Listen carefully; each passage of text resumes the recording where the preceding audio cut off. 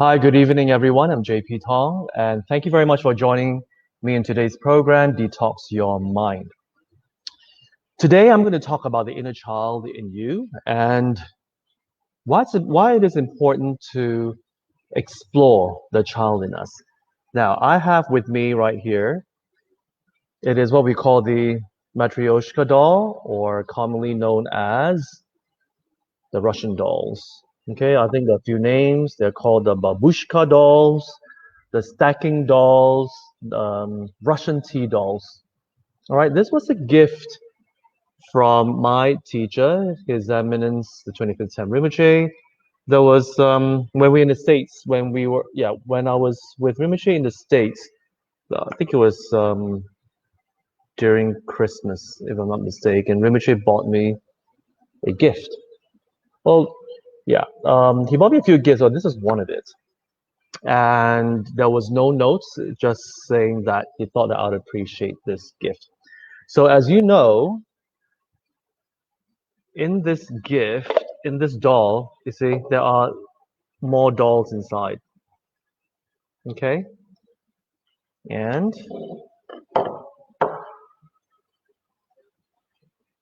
you can open, and there's another doll inside. And then you can open again, and there's another doll inside. Let me see. There's another one as well. Okay? Let me see if there's more. Nope, that's it. Okay, so this is so there are a few layers to this doll. So for this set, there are 1, 2, 3, 4, 5 dolls in total. So what does it signify? Because initially when my teacher gave me this, I was wondering what the message was, because everything that my teacher does has some sort of has a teaching behind it. It's and so this was a bit cryptic, but I think I figured it out. So that and hence today's topic, the child in you. Okay, the child in you. You see, when we were first born, when we were first born, we were as pure as we can ever be. Okay, I mean, there's some arguments saying that, oh, um, you're not entirely pure and all that, but I'm just saying, for this lifetime, that's our starting point. So this is our authentic self. This is as pure as we can ever get. All right, and as years go by, because of different conditions, environmental conditions, how we process the way we think, because situations arise, we meet people, different situations, and it molds us as we grow up. And as we go through teenage years, that's the most tumultuous years, because why? Our body is changing, and we don't know what's happening, and we're transitioning to become adults. So again, there is another layer to that. And as we go through our 20s, 30s, 40s, 50s, and so on and so forth, you have another layer. Okay, so we are growing in that sense. All right, so we're growing, and this is where we are right now. This is where we are right now. Okay, so today what we'll do is we will slowly peel off, go backwards, and we'll peel it off and go back to that small self of ours when we were just born. Okay, so now why is it important? Remember during the first show I was saying that we are always looking through a lens where it is clouded from our upbringing, our comfort zone, our reality, basically, our reality, which are which is created because of our exposure, and of course from the reaction towards what we perceive. and what we experience. Hence, a lot of times we think we may be perceiving accurately, but it is always tainted of our version of reality, because of our version of what reality is. So hence, when we peel off layer by layer and layer by layer, we actually go back to where we were first born. And from there, we can start analyzing step one step at a time how certain people have have given a very strong impact in our early years, and situations. Perhaps certain things happened and it left a both positive and negative impact on us, or even neutral impact. Okay, so when we understand what happened, or when we start remembering what happened as we were growing up, then a lot of times we can kind of piece the dots together, and from there we will understand ourselves much better, why we became who we are right now, okay. So the good news is that we can always unlearn what is not beneficial for us and relearn habits, or the way we process what we perceive. Okay, the process of what we perceive, that can be relearned. And that's how we detox our mind. All right, so, and that's the gist of why it is important to understand the child in us. I spoke to someone last week, and the person asked me a very good question. The question was, is it really necessary to remember our childhood? Because I'm good so far, and there are certain things in the person's childhood that were not very pleasant, and the person would rather not remember. You see, whether it was a pleasant childhood or an unpleasant childhood, though that's the reality that we were in back then, and that has actually caused, and that is actually added on to who we are today. So the question that was asked to me is, should I actually, or should the person actually revisit it, because it was just too painful?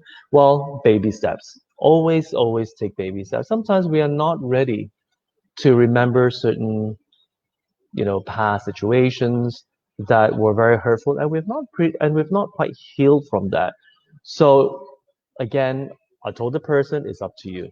Okay, you can maybe have a glimpse of it. If it's really too painful, then it's fine. Just leave it for now. Leave it for now. All right.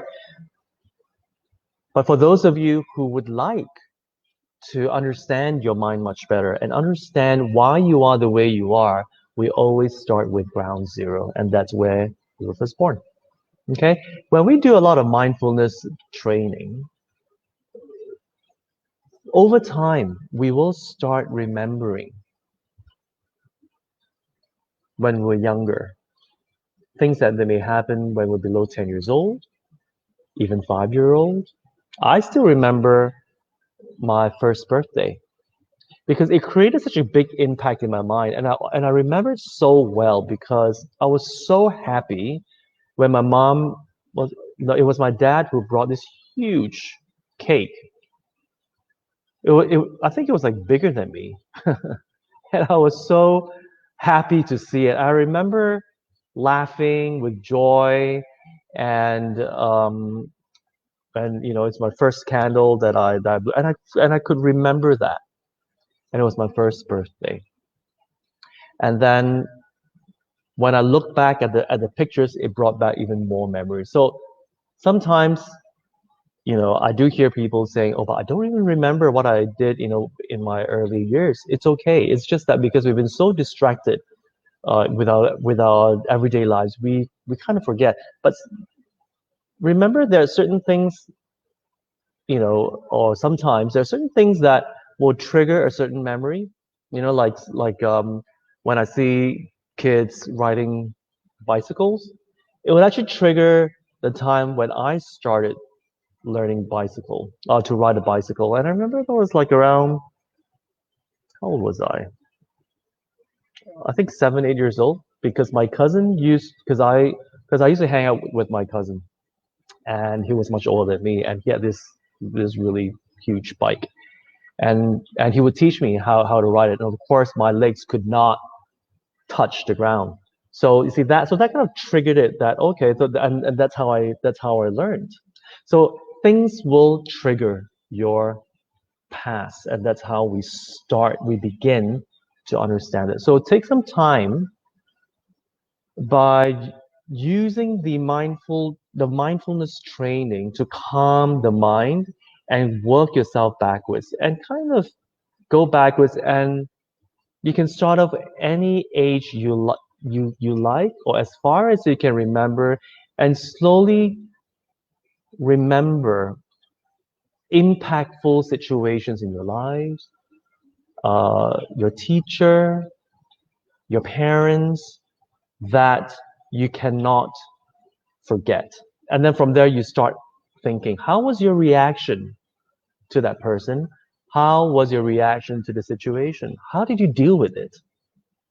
Those are the formative years that, there's no right, no wrong, but it's just understanding how we started processing certain situations.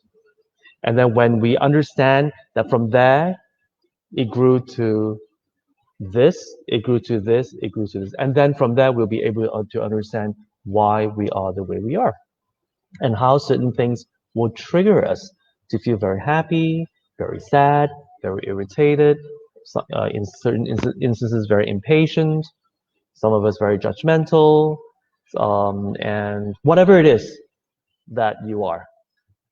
Okay, and it actually came from somewhere. Okay, there are some questions. May I know what the questions are? Iman, hi JPNL. Is reconnecting with the child in us the same as reconnecting with our inner self? The inner, similar. What I'm trying to understand today is how did we become who we are today? And it always started with when we were a child. And of course, when you go deeper, then you go into the inner self. Okay, that is a much deeper connection that we're making. But for this episode, I would like to talk about the inner child in us, or sorry, the child in us, because those are the formative years. Okay, we can go deeper, but let's start with the easier, with something that's easier, and that is when we were children, when we were a child. All right. Do you have more questions? Okay, great. So now think about it. So for those of us who are very impatient, how do we even become impatient? Because as a child, I remember I was very happy-go-lucky. It was always, as soon as I wake up, it's, hey, let's go and play. What shall I play today? Let's meet up with my neighbor and see what's up with him. And should we ride a bicycle today? Should we go running? Should we go look for insects? It was just constant playing, constantly playing. And I remember that it was when I was starting my high school, and when there was a lot of homework. And as a result, and because I really love to play, like how children always love to play, so I kind of slacked in my homework. And that was a time where there was a lot of discipline. Okay, disciplinary action was taken from the teachers. My parents were upset with me because I didn't do my homework, and there was a lazy streak in me that just refused to finish my homework. And it was a period of time that I didn't feel happy, and I was like, wow, no, life was so much better when I didn't have so much homework. I always remember that incident, and I was so upset. And I was like, Now that I've grown up, I'm not as happy as before. That thought actually came, and it has stuck with me until now. And I remember that. I think I was around, I think 10, 11 years old, around that time. And that had a huge impact. Yeah, had a huge impact on me. And another huge impact on me is that my dad is very strict. So there are certain house rules we have to follow. Like how when when we eat, we have to have table manners. Because from an Asian background, we're supposed to eat with chopsticks. We need to know how to hold the chopsticks. We need to speak our own dialect at home. So there are a lot of house rules, and my dad was really, really strict on that. So with that kind of a very disciplined kind of a childhood, that part is also part of me. And I noticed that because now that I'm of a certain age, I noticed that no matter how much I try to kind of like relax with the way I manage things, but there's always a certain level of discipline that is still in me, and it's part of me, and I instill that to the team whom I work with, and as such, so that carries on. Is it beneficial or not? Well, that will of course depend on the performance of the team. Okay, so there's no right, no wrong. I'm just sharing with you what I've brought from my childhood. So discipline will be one of that. And of course, because we're very disciplined, we're very mindful of our table manners when we're kids. We always have to put our hands on the table when we eat. We cannot be eating with one hand like that and the head next to the bowl. So that is apparently not a very polite way of eating. So even that has trained me to be very alert about my dining manners, my dining etiquette, and uh, how how I portray myself with the people around me. So that is a kind of a level of mindfulness that I've actually brought from my childhood. Another thing is my impatience. My impatience again is because I was so used to having to do things fast throughout my life, having to do things fast, having to perform within a very tight deadline. Um, that also developed a kind of impatience in me, whereby if things are not done fast, I'll get very irritated and very impatient. So you see, when I understand all that, then my mindfulness training will allow me to catch myself from reacting to others and being impatient. Impatience is not is neither good nor bad. It depends on the situation. If I'm impatient because of personal reasons, like such as it such as the person's behavior triggered the impatience to come out. You see that then that's my problem. But I can show impatience if the person is not disciplined, is not responsible, is not following the deadline, for example, although the person has agreed. So that is so the integrity is compromised. So me showing the impatience is a tool to say no, please practice to have more integrity. So there is a difference. There is a difference. When we use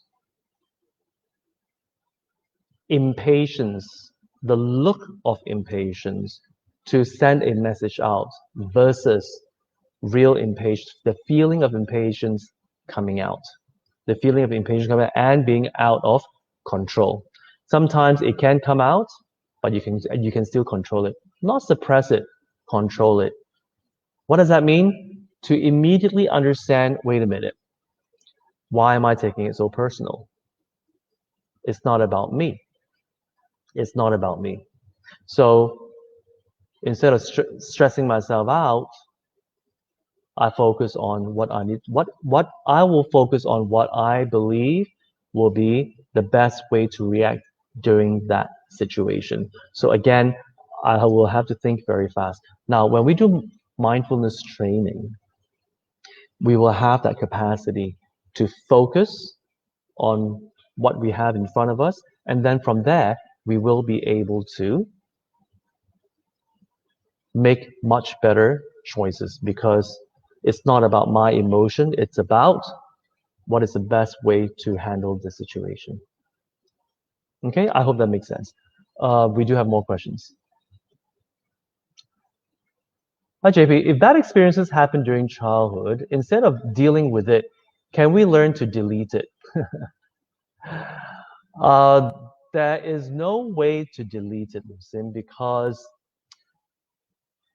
the memory, although we may have forgotten about it, but there is an imprint in our mind because it has happened. We have experienced it. It is in our mind stream. It is. Why is it that again? Why is it important to revisit it?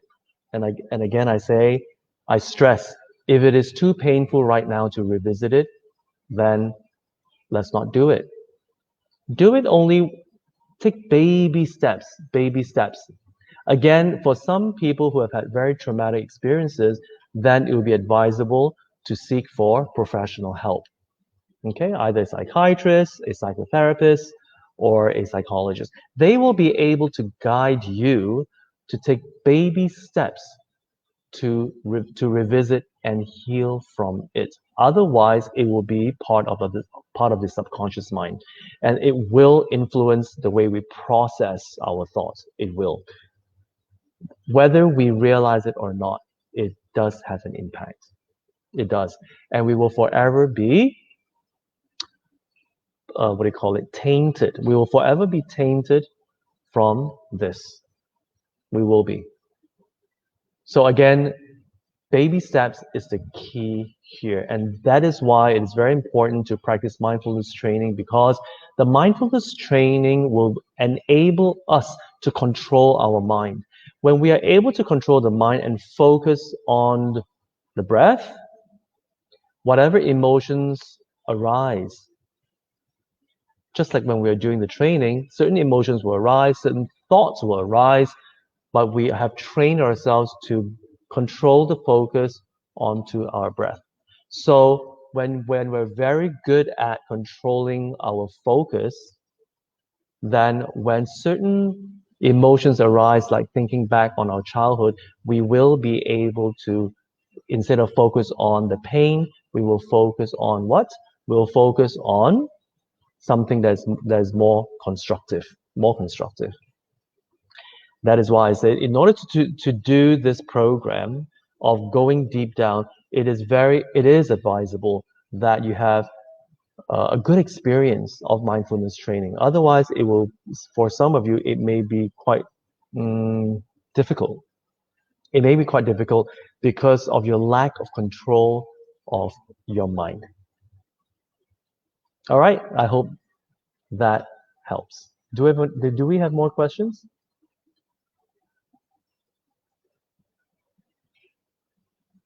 Yeah, so what you can do at home is this. So after this show, if you're not joining me in the workshop, what you can do is you can have a seat at your favorite couch or just rest somewhere very comfortably. You can do this anytime, anywhere, and you think back. You think back on your childhood as far as you can, and you work.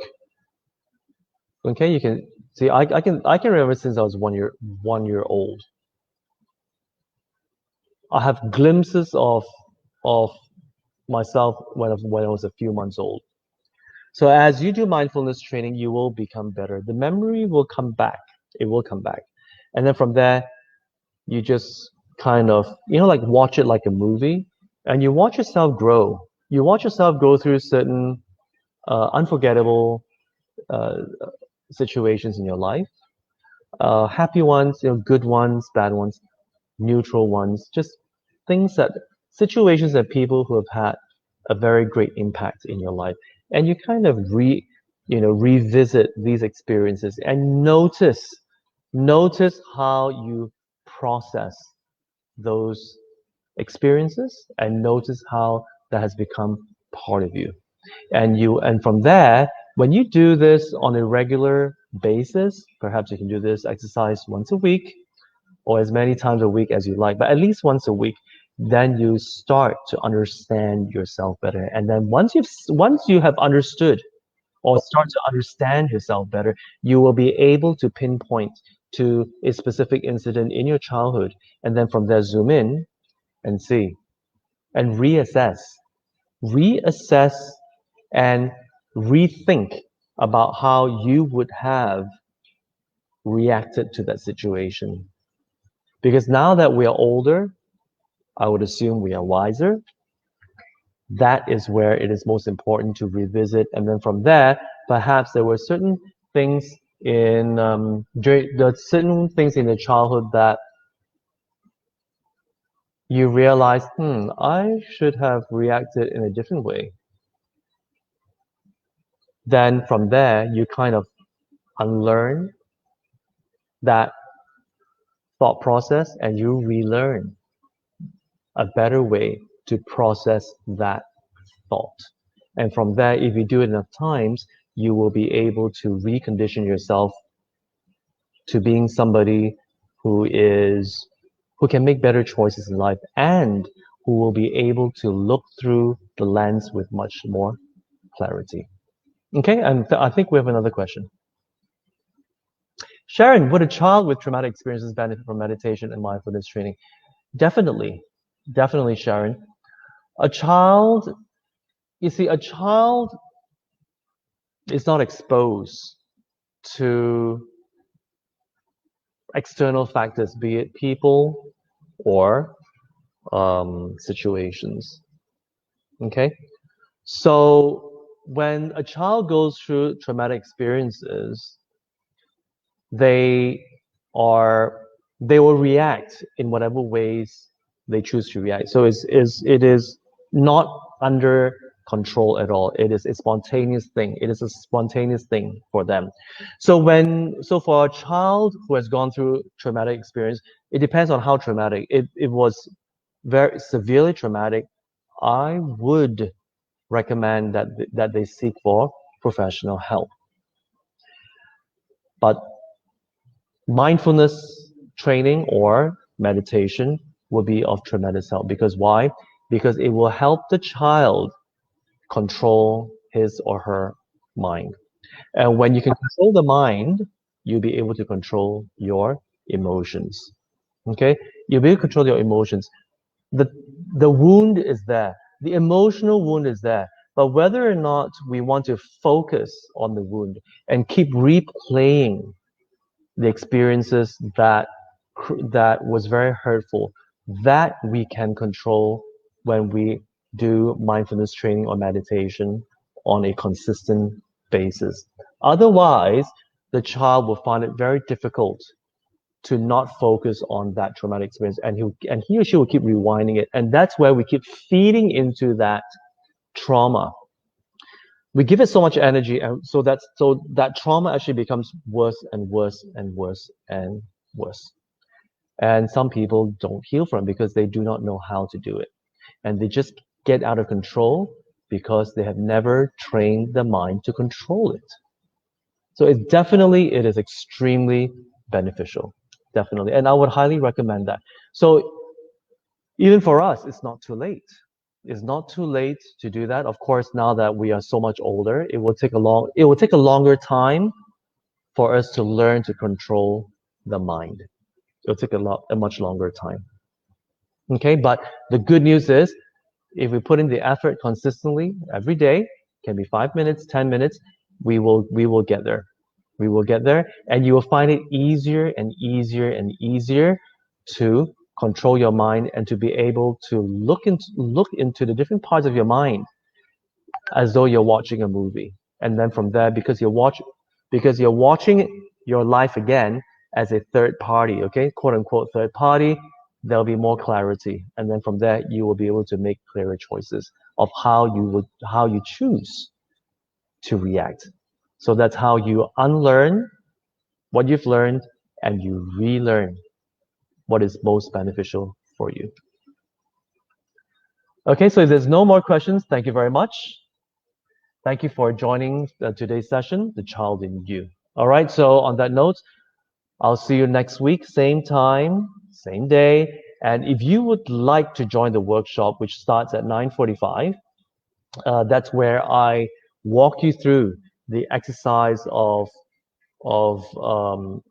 like for today's class, it will be to examine the child in us. I'll actually guide you on how you can revisit that slowly. And once you've learned that, you'll be able to do it yourself at home. All right, so take care and I'll see you. Bye bye.